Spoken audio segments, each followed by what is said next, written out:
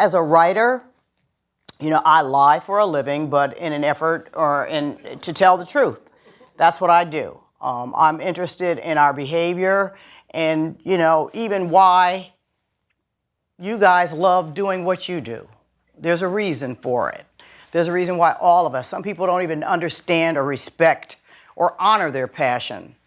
Telling stories was a way to understand or at least inquire about our behavior, because I grew up in a very poor household and everybody in my family was broke, and it was a time when people were dying of heroin and drugs and alcoholics and all that.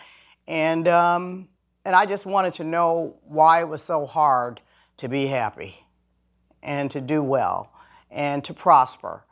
I don't want to say that I'm primarily interested in women, and African American women in particular, because I'm not. I'm interested in women, all women, kids, men. I'm just interested in human behavior.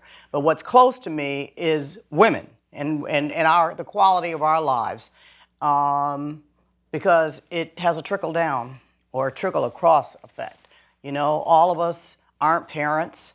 Some of us are lovers. Some of us have husbands. Some of us have wives. And what I'm more interested in is just our joy. This story, I was curious about what happens to women who did it right, all by the book. I went to undergrad, UC Berkeley, graduate school, Columbia University. I wrote a couple books, and the next thing I know, they're bestsellers, and then they're making them into movies and all that. I love what I do. Nobody tells me how to do it, when to do it, how to do it. I do it my way, okay? I do have an editor who I listen to, okay? But still, I disagree. If I disagree, I disagree. But I don't feel, not omnipotent, but I don't feel like, she's an editor for a reason. It's like having a third eye. But I can do this the rest of my life. And I'm just curious. I wanted to know what happens when you do it all right. You went to the right college, you got the right career, you're successful, you got the little stupid house and maybe the Beamer, whatever, and then you get married, you have a couple husbands, bye.